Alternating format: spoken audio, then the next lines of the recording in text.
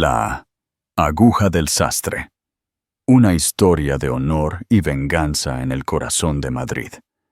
¿Qué harías si descubrieras que la persona a la que humillaste tiene más poder en la sombra de lo que jamás imaginaste?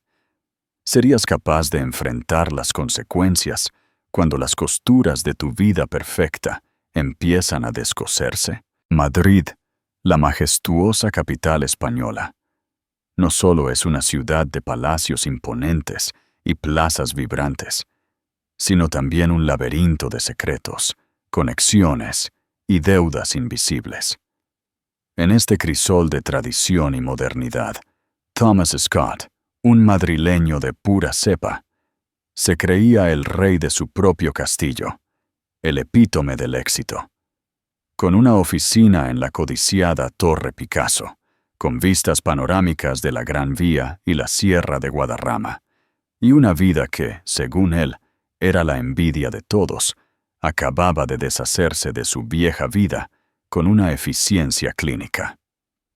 Su divorcio estaba sellado, y en sus propias palabras, había arrasado. Se había quedado con el ático de lujo en el barrio de Salamanca, los millones en el banco y, sobre todo, su orgullo intacto. Thomas, con una sonrisa de suficiencia que rozaba lo obsceno, se jactaba ante sus colegas y amigos de cómo había burlado a su tranquila y artística esposa, Naomi, y a su simple padre, un sastre de barrio. Pero Thomas, en su embriaguez de victoria, cometió un error fatal, un error monumental que, en el sofisticado entramado social de Madrid, era más grave que un crimen. Se olvidó de preguntar qué hacía realmente el padre de su exesposa. Lo consideraba un simple sastre, un remendador de pantalones. Qué equivocado estaba. Ese error estaba a punto de costarle todo. El aroma de la victoria era rico, terroso y añejo, de 25 años. Thomas Tom Scott hizo girar el líquido ámbar en su vaso de cristal, la base pesada, una sensación satisfactoria en su mano. El tintineo del hielo y el suave murmullo de autofelicitación llenaban el exclusivo bar de madera de caoba del Círculo Ecuestre, un club privado en el corazón de la Milla de Oro de Madrid. Las cuotas de membresía eran el precio de un Maserati, pagadas anualmente, por supuesto. Un privilegio para unos pocos elegidos. «Por el vencedor», balbuceó Pablo Díaz, su rostro enrojecido por el Rioja. Pablo era director general en Capital Ibérica, la misma firma de capital privado donde Tom era un vicepresidente en ascenso. «En serio, Tom, has hecho una jugada maestra. Escuché que el abogado de los tiburones, Mateo Vázquez, manejó el decreto». Tom dio un sorbo largo y lento. Dejó que el silencio se instalara, una pausa teatral que había perfeccionado en las salas de juntas.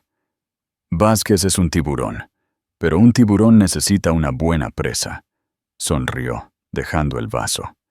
«Y Naomi, Dios la bendiga. Ella y su familia llevaron un cuchillo de plástico a un tiroteo». Pablo soltó una carcajada áspera. «No, en serio. Cuéntamelo de nuevo. ¿Cómo te las arreglaste para quedarte con el ático de la Castellana? Pensé que Madrid era un estado de 50-50. «Lo es», dijo Tom, inclinándose, su voz bajando a un susurro conspirador. «Si eres lo suficientemente tonto como para declarar todo. Mateo y yo creamos los fondos offshore hace 2 años. Sobre el papel, mis ingresos eran 1/3 de lo que realmente son. Naomi, pobre, ella no sabe la diferencia entre un fondo de inversión y un billete de autobús. Solo pinta. Ella confía».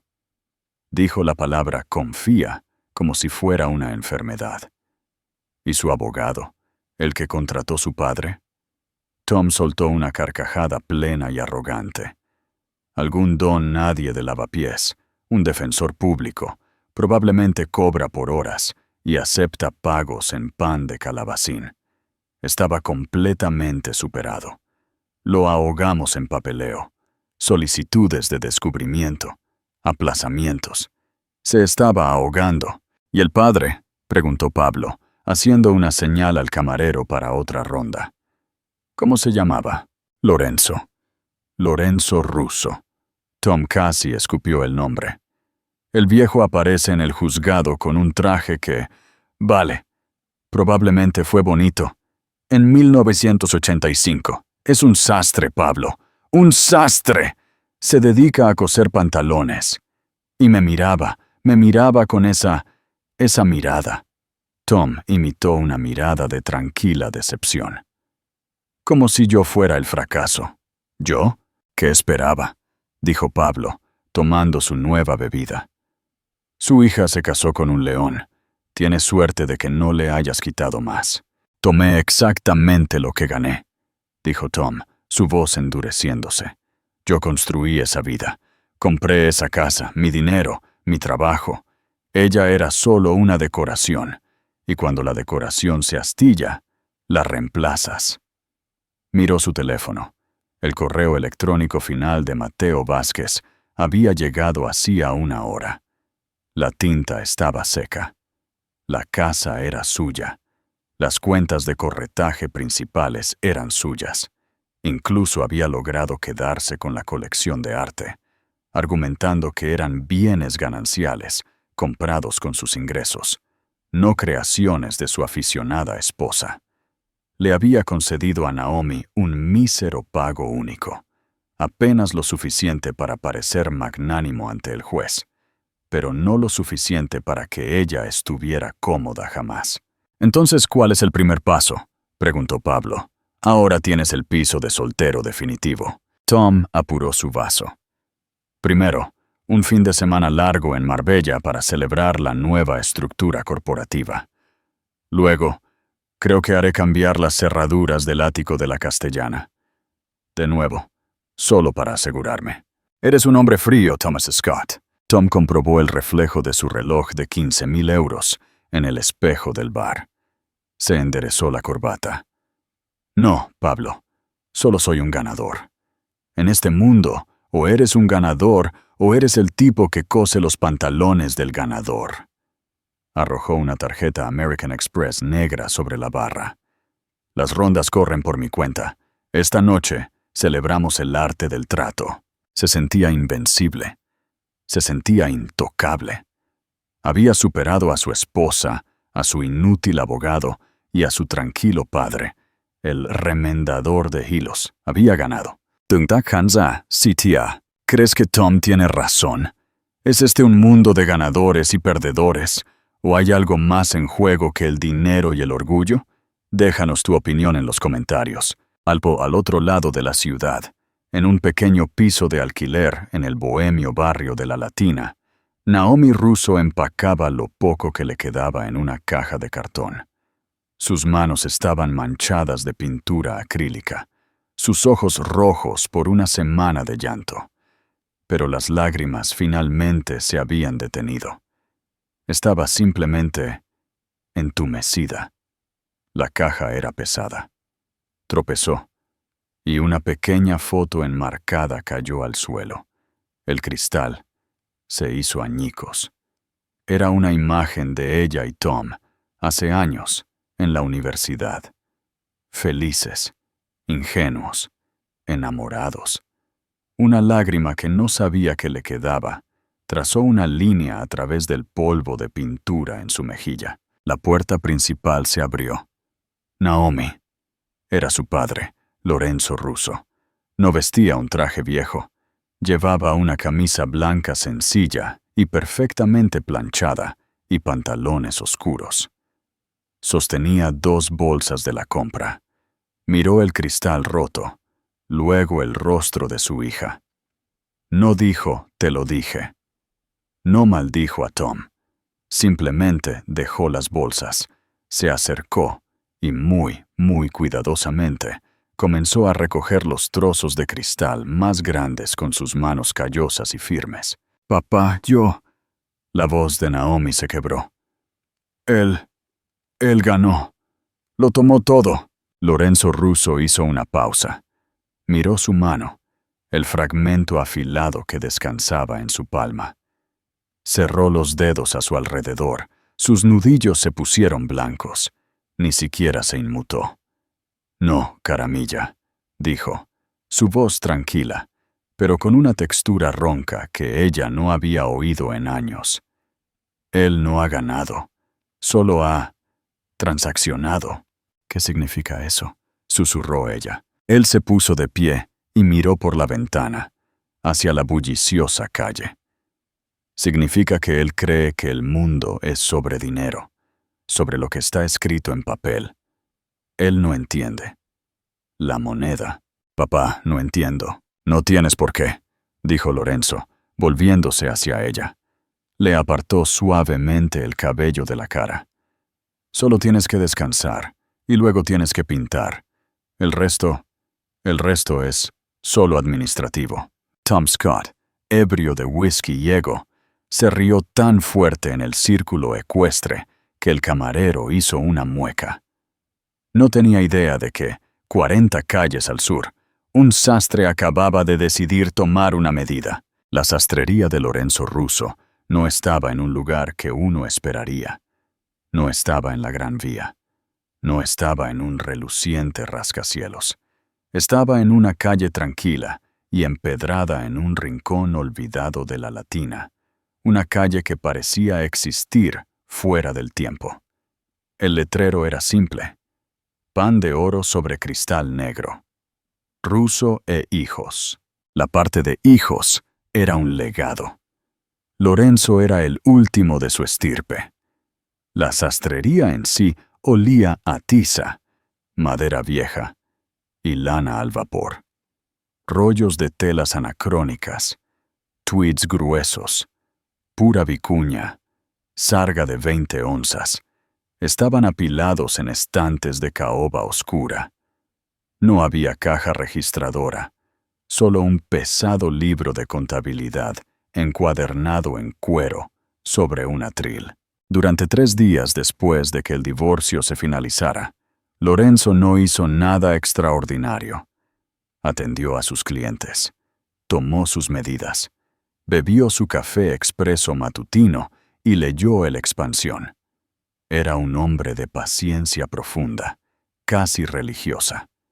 Sabía que la venganza, como un buen traje, no puede ser apresurada. Requiere un patrón, un corte cuidadoso y puntadas precisas y deliberadas. El cuarto día, un miércoles, llegó su cita de las 11:30. El juez Arturo Montero, jubilado de la Audiencia Provincial de Madrid, entró en la sastrería. Era un hombre de unos 70 y tantos años, con una espalda recta como un mástil y un rostro que parecía tallado en granito.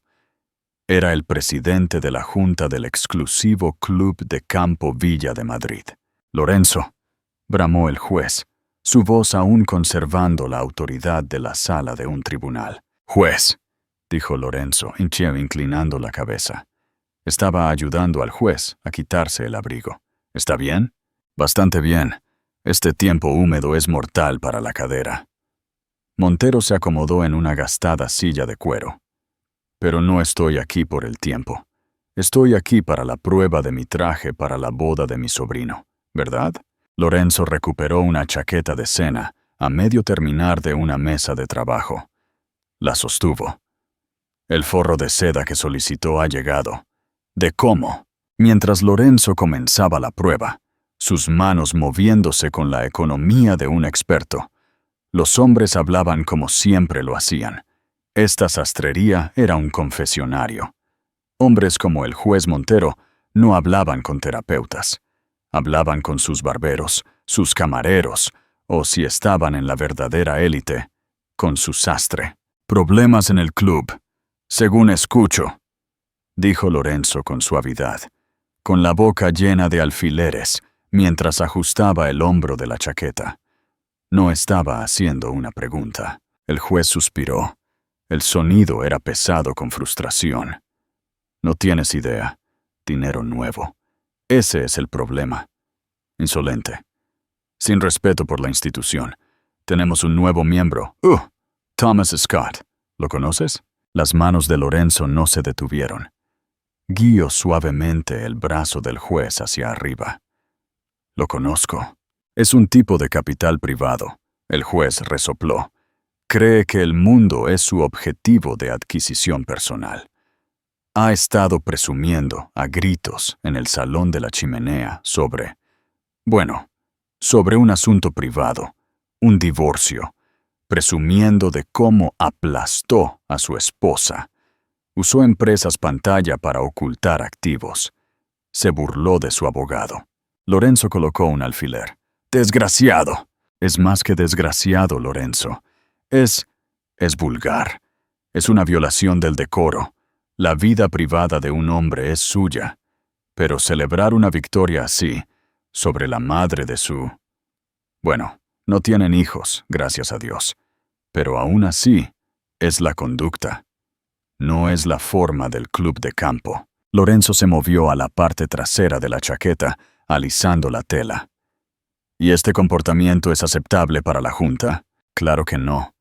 Pero su patrocinador, Pablo Díaz, es un gran donante. Es delicado. Lorenzo dio un paso atrás. Sus ojos oscuros se encontraron con los del juez en el espejo. Delicado. Sí. Se quitó los alfileres de la boca. Juez, sabe que mi familia ha vestido a la suya durante 3 generaciones. Su abuelo, él creía en... ¿Cuál era la palabra que siempre usaba? Integritas. Integridad, dijo el juez, asintiendo. Tenía razón. Un hombre que se jacta de fraude, dijo Lorenzo, con voz inexpresiva. Un hombre que celebra la crueldad. No tiene integritas. Es una prenda mal construida, todo brillo, sin sustancia.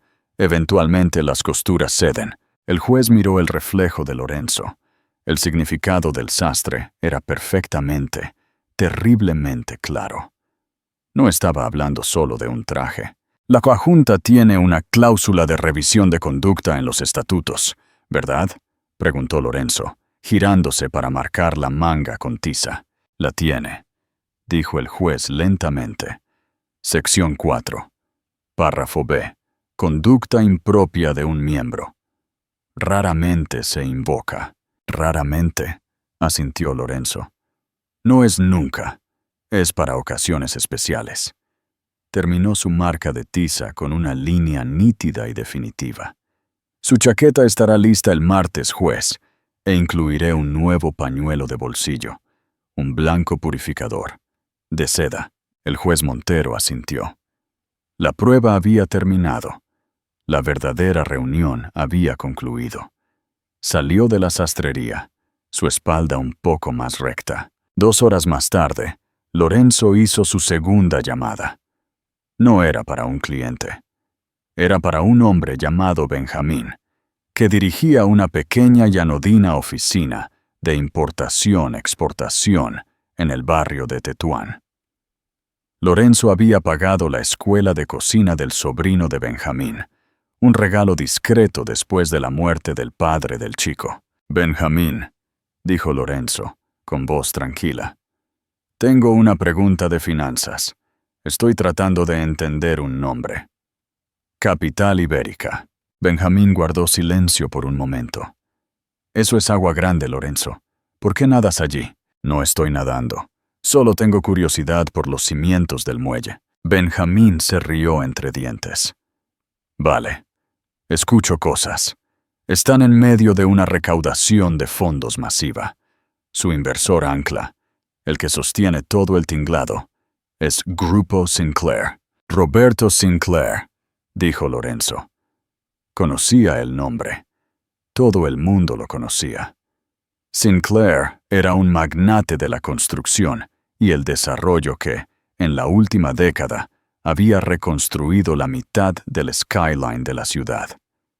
También era un católico devoto, padre de 5 hijos y un hombre que, famosamente, donaba el 30% de sus ingresos a organizaciones benéficas para mujeres y niños. Ese mismo, dijo Benjamín. Interesante, dijo Lorenzo.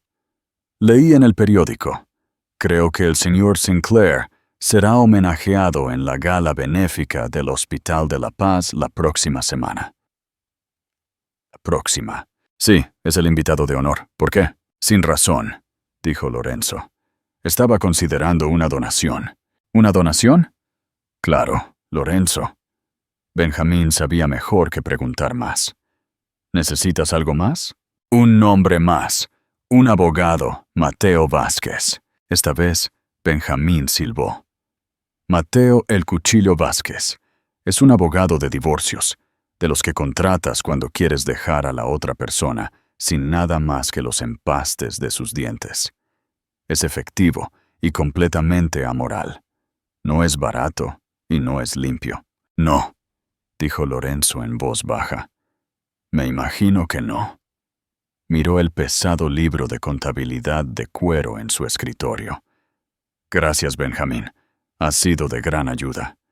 Mi sobrina está haciendo unos... ¿Cómo se llaman? Biscotti. Te enviaré algunos. Colgó. No necesitaba hacer una tercera llamada. Todavía no. Tenía el patrón. Tenía la tela. Ahora era el momento de cortar. Abrió su libro de contabilidad en una página en blanco. Arriba, escribió un nombre. Thomas Scott. Luego cogió sus tijeras más pesadas, el frío acero chasqueando al abrirse con un sonido que parecía una promesa. Hansa, cita. Vaya giro. ¿Creías que Tom iba a salirse con la suya? ¿Te sorprende el alcance de la influencia de Lorenzo? Cuéntanos tus teorías en los comentarios. ¿Qué crees que pasará ahora con Tom? Tom Scott estaba en la cima del mundo. Su fin de semana en Marbella había sido un torbellino de sol, ron y una satisfacción engreída. Regresó a su prístino y vacío ático de la Castellana, con un bronceado y una renovada sensación de su propia genialidad. Su primer día de vuelta en capital ibérica, entró como si fuera el dueño del lugar. Era, en su mente, el lobo regresando a la guarida. Su asistente, una joven nerviosa llamada Sara, lo interceptó antes de que llegara a su oficina. «Señor Scott, buenos días. Bienvenido de nuevo», dijo, su voz un poco demasiado aguda. «El señor Coleman necesita verlo inmediatamente». Arturo Coleman era el socio principal y fundador de Capital Ibérica. Era un hombre que medía el tiempo en puntos base y tenía la calidez emocional de una hoja de cálculo fría. Inmediatamente era su única configuración. «Bien», dijo Tom, quitándose el abrigo. Dijo de qué se trataba. «No, señor, solo inmediatamente». Tom se pavoneó por el pasillo hasta la oficina de la esquina. La puerta estaba abierta. Arturo Coleman estaba de pie, no sentado, mirando por la ventana el skyline de Madrid. No se dio la vuelta cuando Tom entró. «¿Querías verme, Arturo?» «Cierra la puerta, Tom». La voz era fría, no solo fría, sino congelada. La bravuconería de Tom vaciló medio segundo. Cerró la puerta. «¿Todo bien? Los mercados parecen estables». Coleman se dio la vuelta. Su rostro, generalmente una máscara de indiferencia corporativa, estaba tallado en una mueca de rabia pura e inalterada.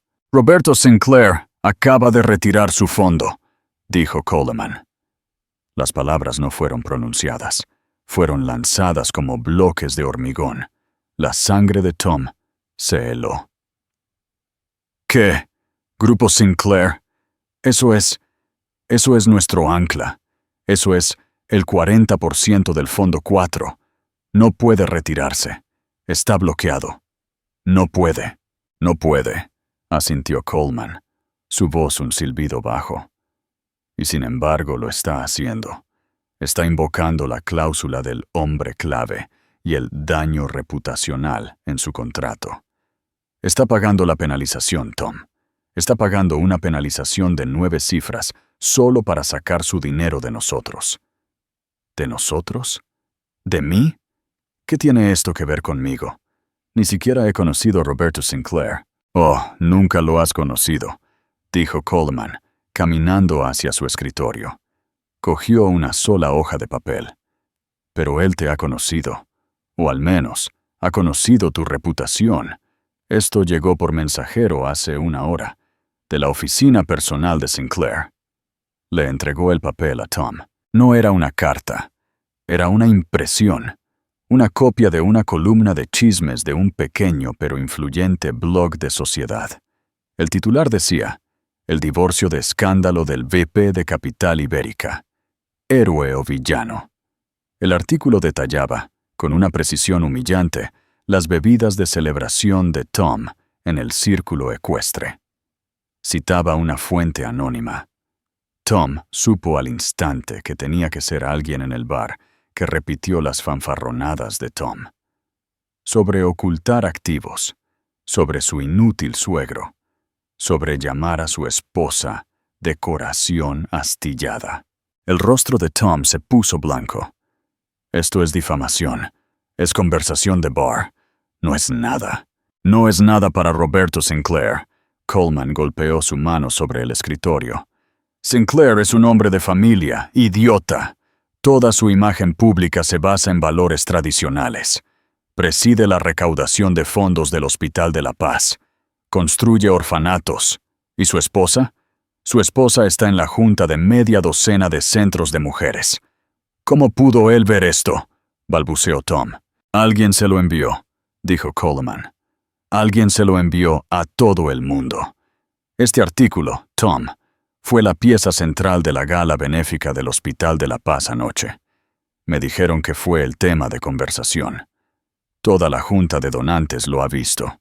La mente de Tom estaba acelerada. Puedo arreglar esto. Llamaré. Emitiré una declaración. No harás nada, gruñó Coleman. Estás de baja administrativa. Con efecto inmediato, le entregarás a Sara tu tarjeta de acceso, tu portátil y el teléfono de la empresa. No contactarás a ninguno de nuestros clientes. No contactarás a ninguno de nuestros socios. Eres, a todos los efectos, un fantasma. ¿Me entiendes? Arturo, por favor, suplicó Tom, la arrogancia haciéndose añicos, revelando al hombrecillo aterrorizado debajo. Esta es mi vida. Es un malentendido. Tu vida acaba de costarle a esta empresa un fondo de 2.000 millones de euros y nuestra relación más importante. Tu malentendido va a costarles el trabajo a media docena de analistas para Navidad. Vete. ¡Fuera! Tom salió tropezando de la oficina, pasando junto a Sara, quien no le sostuvo la mirada.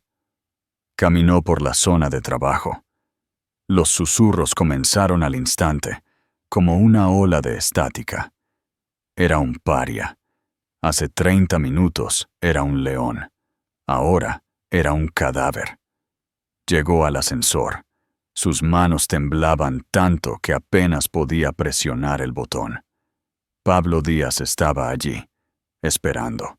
«Pablo», dijo Tom. Una ola de alivio lo invadió. «Pablo, tienes que ayudarme. Coleman, él está. Sinclair». Las puertas del ascensor se abrieron.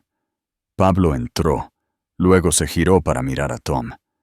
Su expresión era de un profundo y clínico desapego. «No te conozco, Tom», dijo Pablo. Presionó el botón del hall. «Pablo, ¿de qué estás hablando?» Somos amigos. El círculo ecuestre». «Estuve en el círculo ecuestre». «Sí», dijo Pablo, mientras las puertas comenzaban a cerrarse. «Pero estaba al otro lado de la barra. Estaba con Arturo Coleman. Estábamos entreteniendo a un cliente y lo escuchamos todo. Cada palabra. Eres un pasivo, Tom, y un tonto». Las puertas se cerraron, dejando a Tom Scott solo en el pasillo, su rostro reflejado en el pulido latón. Huyó del edificio. Su traje de 3.000 euros de repente se sentía como un sudario. Se metió en su BMW. El olor a cuero caro ahora lo enfermaba. Necesitaba un trago. Necesitaba pensar. Condujo en piloto automático al Club de Campo Villa de Madrid. Era su fortaleza de soledad. Tomaría un trago fuerte en el grill, despejaría su cabeza y resolvería su próximo movimiento. Llegó a la puerta. El guardia habitual, Francisco, no estaba allí. En cambio, un hombre más joven y de aspecto más severo salió de la garita. ¿Nombre? Thomas Scott. Soy miembro. El guardia miró un portapapeles. Volvió a mirar a Tom. Lo siento, señor. Su nombre no está en la lista activa.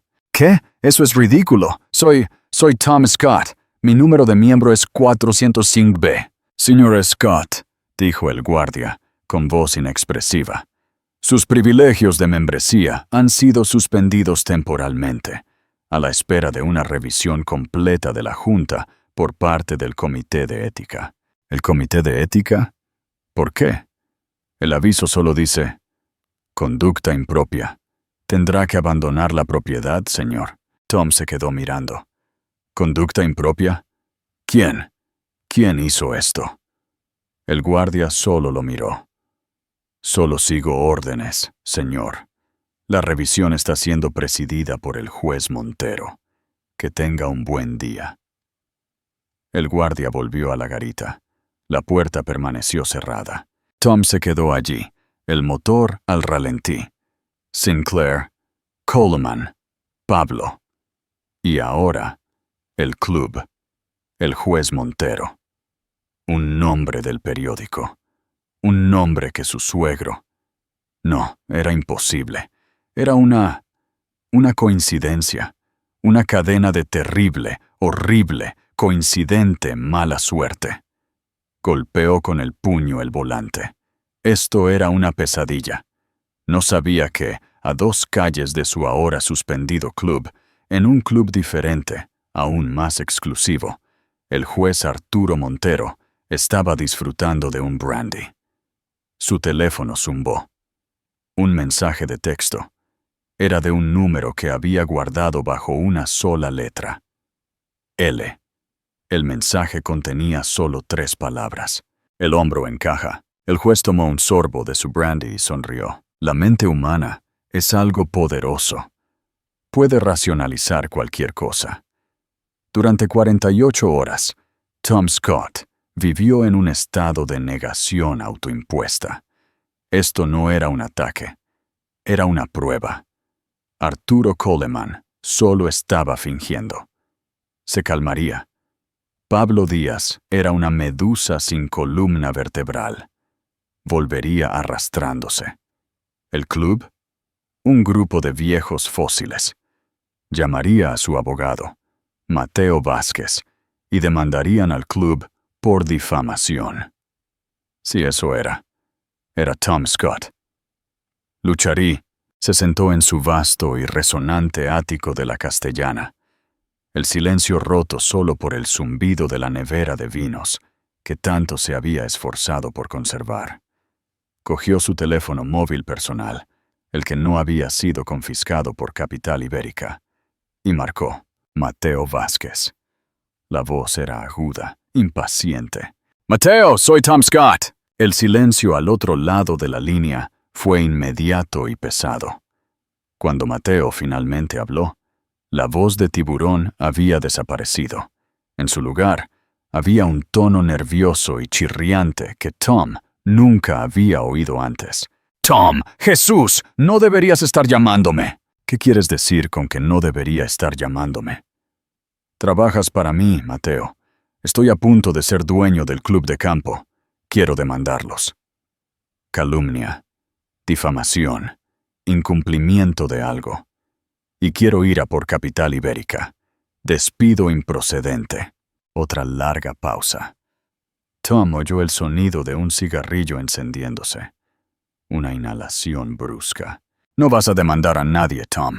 «Claro que sí». «No», dijo Mateo, su voz bajando. «No lo harás.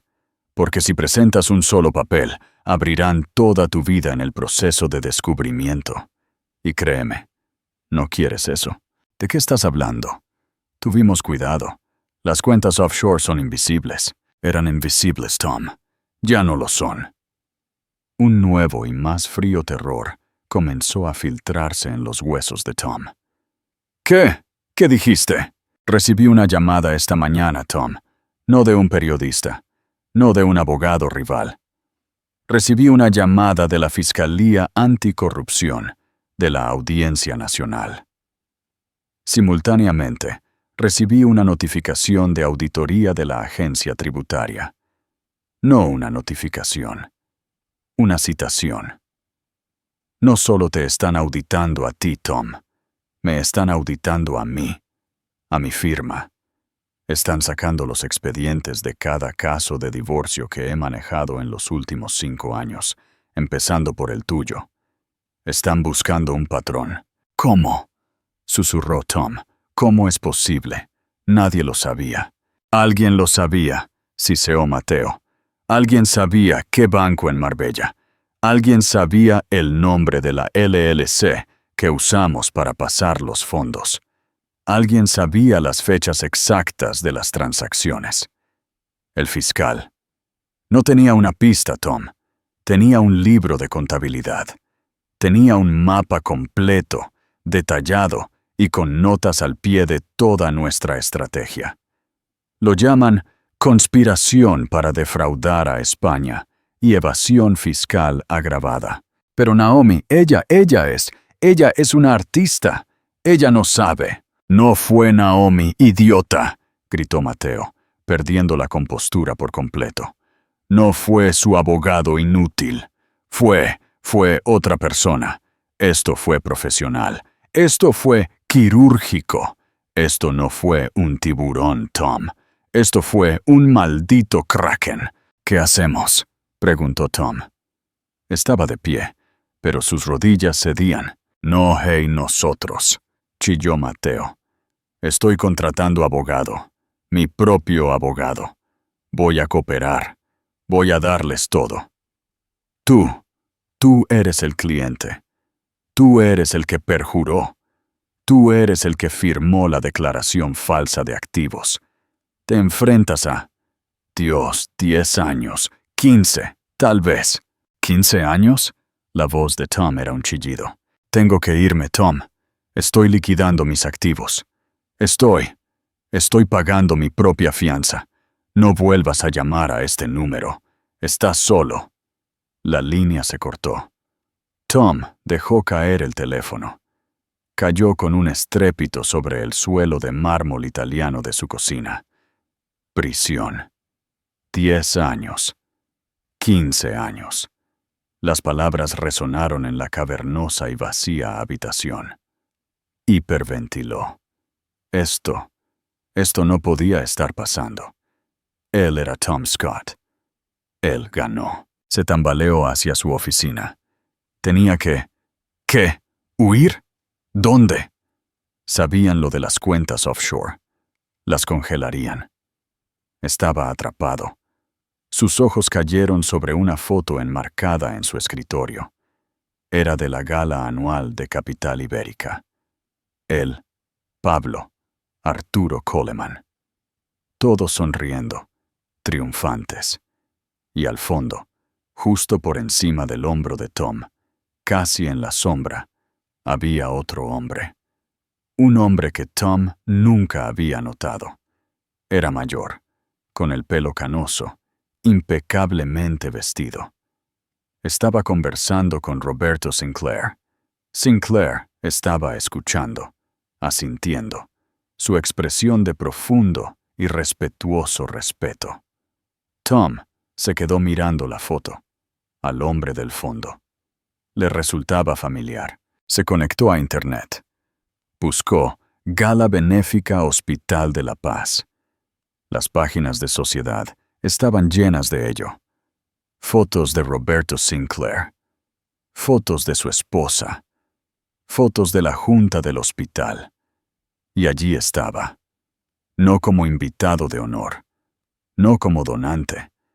Estaba al fondo de la mitad de las fotos, de pie cerca de la barra, hablando en voz baja con un senador, asintiendo al juez Montero. Siempre presente, siempre callado. La sangre de Tom se volvió hielo. Era Lorenzo Russo. No era un invitado, no era un donante. Estaba con ellos. Era uno de ellos. «Es un sastre», susurró Tom a la habitación vacía. «Cose pantalones». Pero era un sastre que tenía el oído de Roberto Sinclair. Era un sastre que tenía el respeto del juez Montero. Era un sastre que, aparentemente, tenía una línea directa con la Fiscalía Anticorrupción. Tom finalmente entendió. Lorenzo Russo no cosía pantalones, cosía personas. Cosía todo el tejido invisible de la ciudad. Él era el sastre, y todos estos hombres poderosos, Sinclair, Montero, Coleman, los senadores, los jueces, eran solo la tela. Y Tom era un hilo suelto. Un nuevo pánico, más profundo que cualquiera anterior, lo invadió. Esto no era sobre su trabajo. Esto no era sobre su club. Esto ni siquiera era sobre la agencia tributaria. Esto era sobre su vida. Cogió las llaves de su coche. No sabía a dónde iba, pero sabía que no podía quedarse allí. Corrió hacia su coche, el reluciente BMW M5. Forcejeó con la llave. Sus manos temblaban demasiado. Levantó la vista y su corazón se detuvo. Había un hombre de pie al pie de su entrada, junto a un sencillo coche negro. Llevaba un traje oscuro. No era Lorenzo. «Thomas Scott», preguntó el hombre. Su voz era educada. «¿Quién eres?» «Mi nombre no es importante», dijo el hombre. «Soy un asociado del señor Russo. Se enteró de que estaba teniendo algunas dificultades, con su club, con sus socios, con el gobierno federal. Tom estaba paralizado por el terror. Me pidió que le extendiera una invitación», dijo el hombre, señalando la puerta abierta del coche. Considera que siempre es mejor discutir estas alteraciones en persona. Lo está esperando. ¿Esperando? ¿Esperando dónde? «En la sastrería», dijo el hombre, como si fuera lo más obvio del mundo. «Tiene una prueba». El viaje de regreso a la Latina fue silencioso.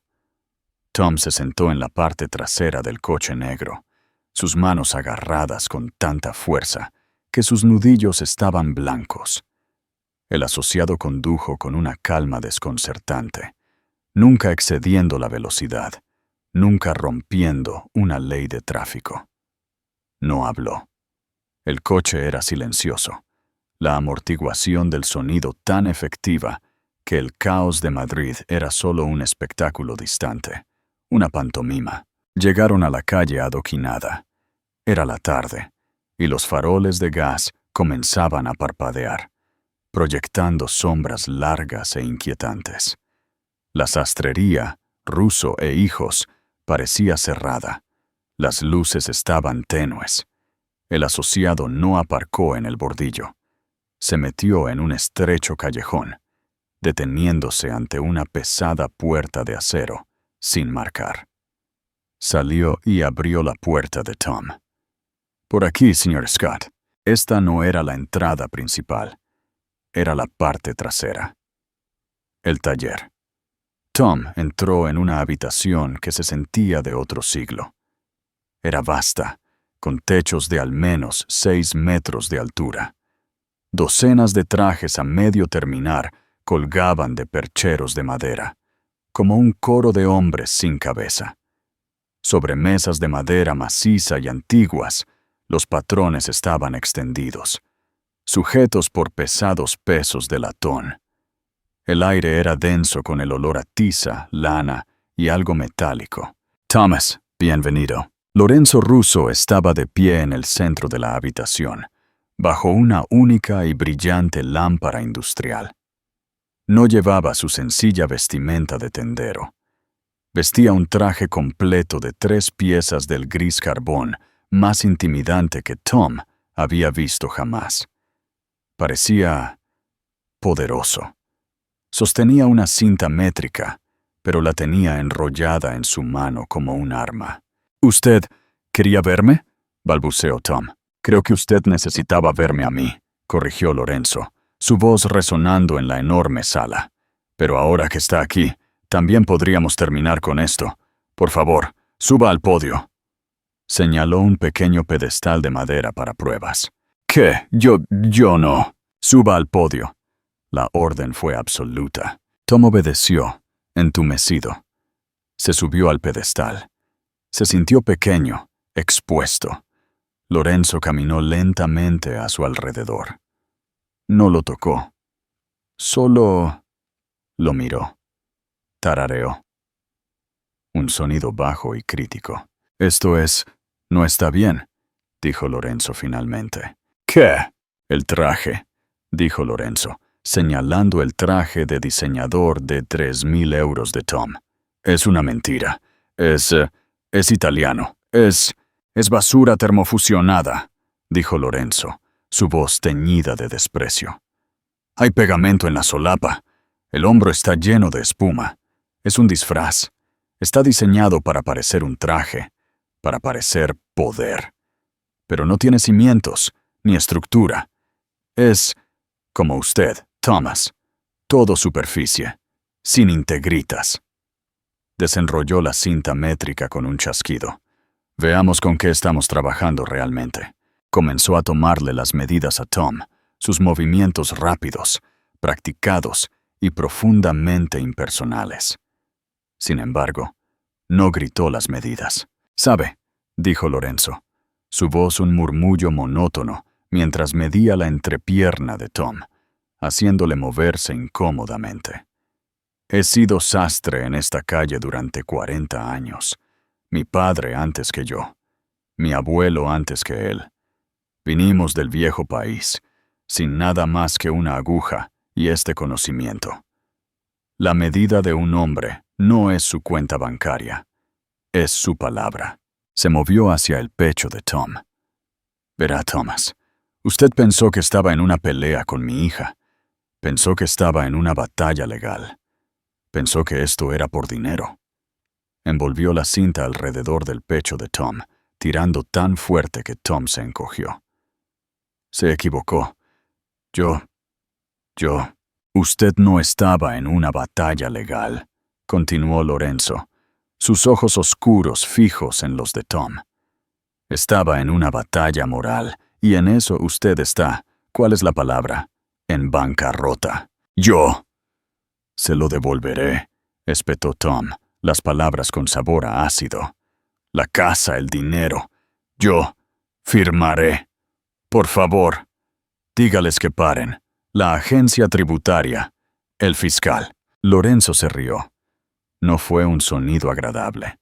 Era seco, como papel crujiendo. «¿Decirles que paren? ¿Usted cree que yo les llamé? ¿Cree que yo marqué un número?» Terminó de medir y se echó hacia atrás, enrollando su cinta. «Es un tonto. No entiende cómo funciona este mundo. El mundo en el que cree que vive. El mundo de las hojas de cálculo y los teletipos bursátiles. Eso es una fantasía. El mundo real, el que importa, está construido sobre relaciones, sobre confianza, sobre favores debidos y deudas pagadas». Caminó hacia uno de los pesados libros de contabilidad en su mesa de trabajo. Lo abrió.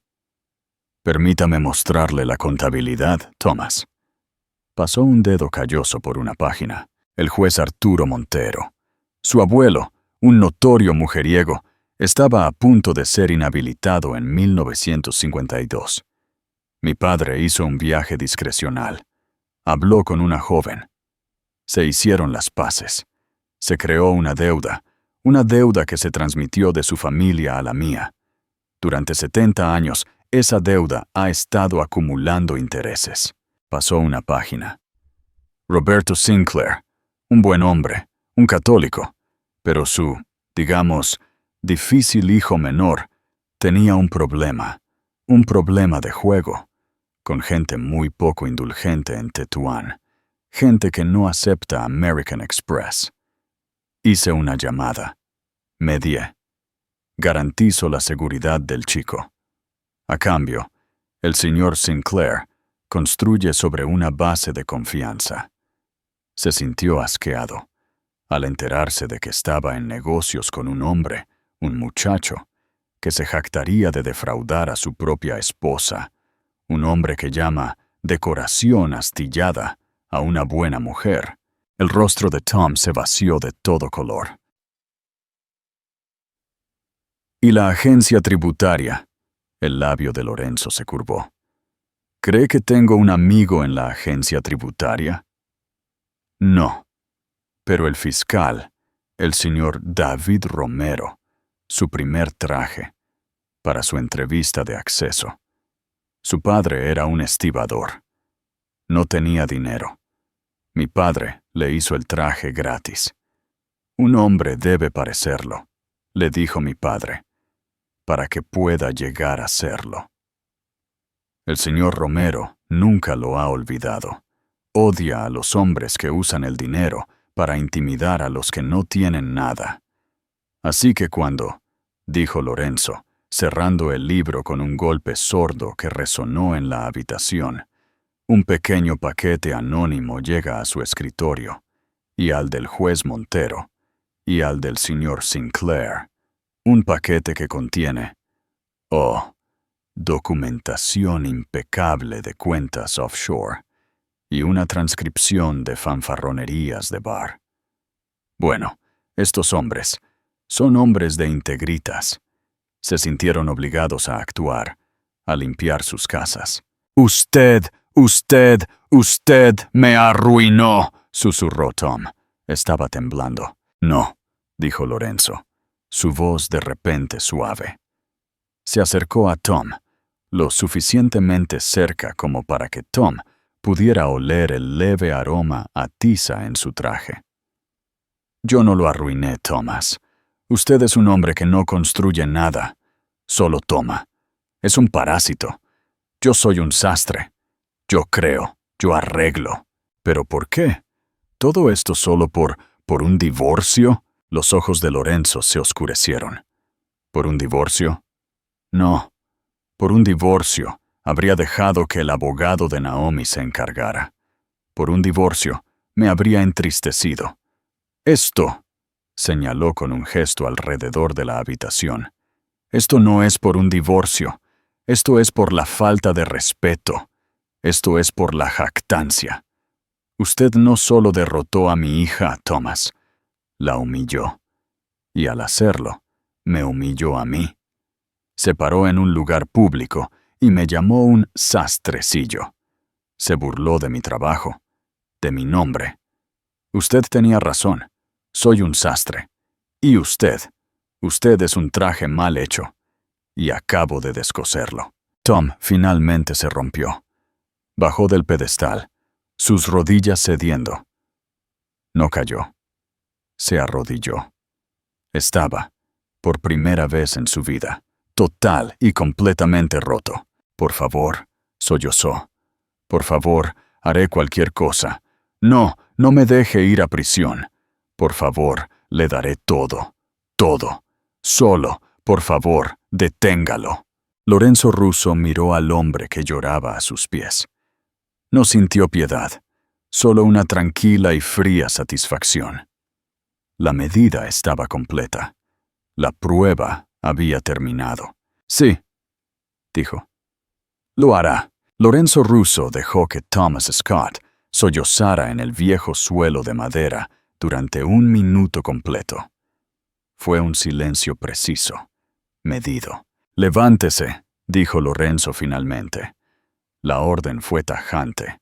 Está derramando lágrimas en el suelo. Esta madera es pino de 100 años. Tom se levantó a trompicones, secándose la cara con la manga de su traje de basura termofusionada de 3.000 euros. Era un desastre. El ganador arrogante e intocable del círculo ecuestre se había ido, reemplazado por este caparazón aterrorizado y vacío.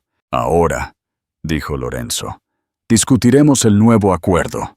Esto no será una negociación. Esto será un dictado. Usted escuchará. asentirá. Y luego firmará. Señaló una esquina del taller. El asociado que había conducido a Tom ahora estaba sentado en un gran escritorio de roble, con un portátil abierto y encendido. De pie junto a él había una mujer que Tom no reconoció, con un traje negro severo, sosteniendo un maletín. «Ella», dijo Lorenzo, señalando a la mujer, «es la señora Chen. Es mi abogada personal. Se especializa en transacciones rápidas. Ya ha preparado los documentos. Son, le aseguro, inquebrantables. No tengo abogado», susurró Tom. «No», asintió Lorenzo. «Mateo Vázquez ya firmó un acuerdo adecuado con el fiscal, en el que ha renunciado a todos sus clientes, principalmente a usted. Usted está, como dicen, pro se. Pero no se preocupe. Este es un acuerdo muy simple». Lorenzo comenzó a pasear, dictando los términos como si estuviera pidiendo tela. 1. La propiedad de la Castellana. La escritura será transferida a Naomi Russo, libre de todas las cargas. Usted pagará el impuesto de transferencia. Por supuesto, desalojará la propiedad dentro de 24 horas. No se llevará nada, solo su ropa. Ni el arte, ni los muebles. Es de ella. Tom asintió, su cabeza moviéndose. 2. Los activos financieros. La señora Chen tiene una contabilidad completa y precisa de su patrimonio neto, incluidas las 3 cuentas de las Islas Caimán y la de Zúrich. Usted transferirá el 75%, no el 50%, el 75% del total a un nuevo fideicomiso, establecido a nombre de mi hija. El 25% restante se mantendrá en custodia por la señora Chen. ¿Qué? ¿Para qué?, se atrevió a preguntar Tom. «Para sus impuestos», dijo Lorenzo, como si se lo explicara a un niño. «La agencia tributaria. Son muy particulares. Hará una divulgación completa y voluntaria de sus errores de cálculo anteriores. Pagará todos los impuestos atrasados, todas las multas y todos los intereses. Ese 25% podría cubrirlo. Si no lo hace, encontrará la manera de pagar el resto. La señora Chen administrará sus finanzas hasta que se salde la deuda con el gobierno de España». El rostro de Tom se puso gris. Eso era todo. No tendría nada. 3. Custodia. «Oh, espere», continuó Lorenzo. Chasqueó los dedos. «Usted no tiene hijos, una bendición, pero tiene un nombre. Scott. Un nombre que ha ensuciado. Por lo tanto, firmará un nuevo y revisado decreto de divorcio. Este incluye una cláusula de moralidad. No hablará de mi hija. No escribirá sobre ella. No se referirá a ella, a mí o a esta noche. A nadie. Nunca. Hacerlo sería un incumplimiento de contrato». Y la señora Chen sonrió. Es muy buena cobrando los incumplimientos. «¿Y qué pasa con el fiscal? ¿La prisión?» La voz de Tom era un graznido seco. Lorenzo dejó de pasear. Caminó hacia Tom, lo suficientemente cerca como para que Tom pudiera oler el tenue aroma a tiza en su traje. «Ese es el único punto de negociación. ¿Qué quiere?» «Usted no tiene nada que yo quiera, Thomas, pero soy un hombre de equilibrio. No creo en el desperdicio. Es un ser humano terrible, pero está documentado». «¿Qué?» «El fiscal, el señor Romero, está muy interesado en la contabilidad creativa de Capital Ibérica. Está menos interesado en un solo, patético y ahora indigente evasor de impuestos. Sin embargo, está extremadamente interesado en un testigo cooperante». Un amanecer horrible y repugnante se abrió en la mente de Tom. «No irá a prisión por evasión fiscal», aclaró Lorenzo. «En su lugar, se declarará culpable de un cargo menor, no financiero. Un incumplimiento de deber de informar. Pagará sus multas. No tendrá tiempo en la cárcel. Sin embargo, le entregará al gobierno federal, al señor Arturo Coleman, y al señor Pablo Díaz, y a toda la estructura podrida de Capital Ibérica. Usted, Thomas, va a ser su testigo estrella.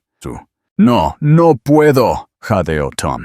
Ellos me matarán. No, dijo Lorenzo. Son como usted, hombres de dinero. No matan. Litigan. Pero estarán demasiado ocupados luchando contra sus propias acusaciones como para preocuparse por usted. Estará por debajo de su aviso, como ahora está por debajo del mío. Esta es mi vida. Usted me está quitando toda mi vida. No, dijo Lorenzo, dándole la espalda. La estoy alterando. Usted tenía una vida que no encajaba. Era una mentira. Ahora, tendrá una vida que es verdadera. Será simple, pequeña y honesta, porque no tendrá otra opción. La señora Chen dio un paso adelante.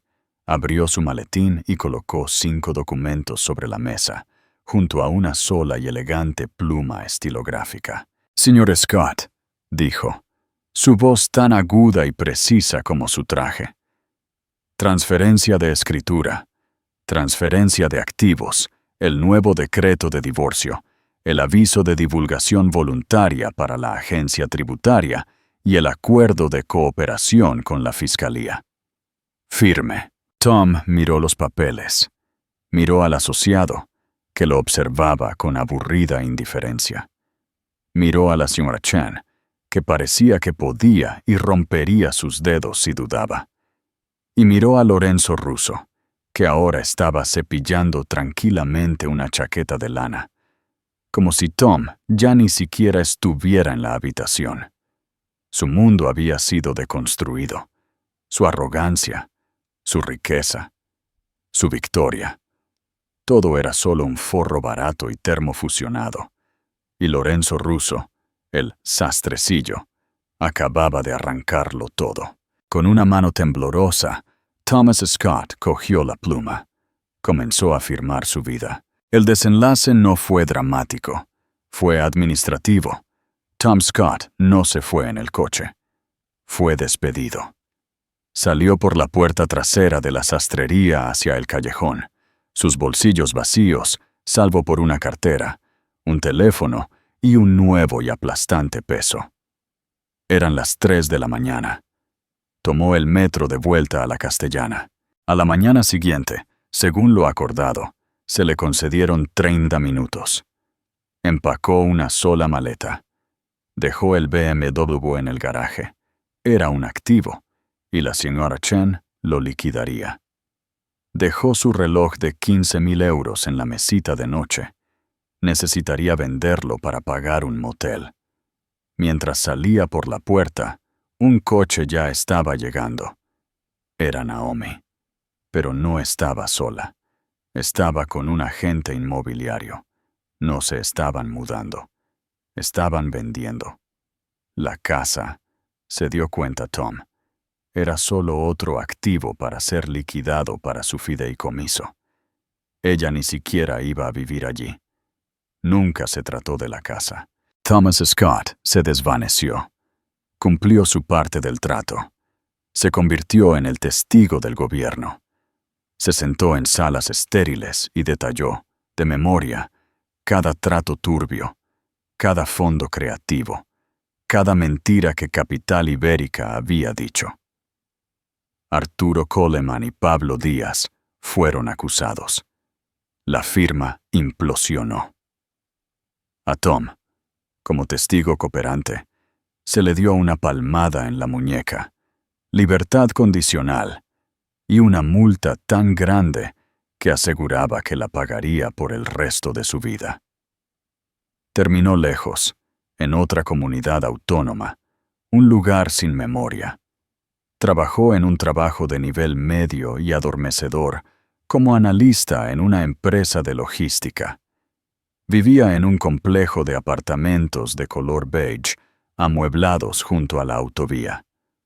El hombre que vestía trajes de 3.000 euros ahora compraba sus camisas en un paquete de 3. Ya no era Tom Scott, el león. Era solo Tom, el tipo en el cubículo 7B.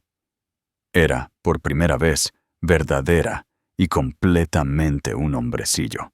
Una tarde, 6 meses después, Naomi Russo estaba en su nuevo estudio de arte. Era un loft grande y bañado por el sol en el barrio de Malasaña. Sus pinturas, antes pequeñas y apretadas, ahora eran enormes. Eran vibrantes, llenas de color, llenas de vida. Estaba feliz. El timbre sonó. «Papá», dijo, sonriendo mientras le abría. Lorenzo Russo entró, no con comestibles esta vez, sino con una botella de vino. «Naomi, cara mía, llegas justo a tiempo», dijo ella, dando un toque con un pincel en un lienzo. Acabo de vender el grande, el tríptico de la reconstrucción». «Ah, maravilloso», dijo él. «¿A una buena casa?» «A la colección Sinclair», dijo ella, sonriendo. Aparentemente, la señora Sinclair lo vio en una galería y tenía que tenerlo. Pagaron, bueno, papá, pagaron mucho. Lorenzo sonrió, una sonrisa genuina y cálida. «Roberto y su esposa tienen un gusto excelente». Miró alrededor del estudio. Miró a su hija. Sus ojos estaban claros. Estaba fuerte. Estaba completa. «Él, Tom, yo, a veces», comenzó ella. Su voz se llenó por un segundo. «¿Sí?», preguntó Lorenzo, sirviendo 2 copas de vino. «Yo espero que esté bien», dijo en voz baja. Lorenzo hizo una pausa. Le entregó una copa. «Ha sido reajustado, cara. Tiene un nuevo patrón. Es una prenda más duradera. Estará bien. Ha encontrado su medida». Naomi asintió, aceptando la respuesta. No necesitaba los detalles. Solo necesitaba pintar. Lorenzo levantó su copa. «Por la integritas», dijo. «Por la integridad», repitió Naomi, chocando su copa contra la de él. En un pequeño apartamento a 500 kilómetros de distancia, Tom Scott comía una cena congelada, viendo una repetición en un televisor pequeño. No tenía reloj. No tenía BMW. No tenía club. Pero por primera vez en su vida adulta, no tenía deudas. Al menos, ninguna oculta. Su libro de contabilidad, para bien o para mal, estaba finalmente, dolorosamente, equilibrado. El sastre se había asegurado de ello. Al final, Thomas Scott aprendió la lección más dura de todas. El verdadero poder no se trata de lo que puedes tomar. Se trata de lo que representas. Pensó que ganó una batalla de activos, pero estaba en una guerra de carácter, una guerra que ya había perdido. Lorenzo Russo no era solo un sastre. Él era el libro de contabilidad. Él era el hombre que entendía que una buena reputación es la única moneda que nunca, jamás, pierde su valor. El mundo de Tom se construyó sobre forros pegados y hombros falsos. El de Lorenzo se construyó sobre cimientos, sobre la confianza y sobre la integritas. Y un cimiento siempre perdurará sobre una fachada. ¿Qué piensas? ¿Fue esto justicia o fue otra clase de juego de poder? Déjanos saber tu opinión en los comentarios a continuación. Si te atrapó esta historia, por favor, dale al botón de me gusta. Realmente nos ayuda a traerte más historias como esta. Comparte este video con alguien que ame una historia de verdadera justicia. Y si aún no lo has hecho, por favor, suscríbete al canal y toca la campana. No querrás perderte la próxima historia que descosamos.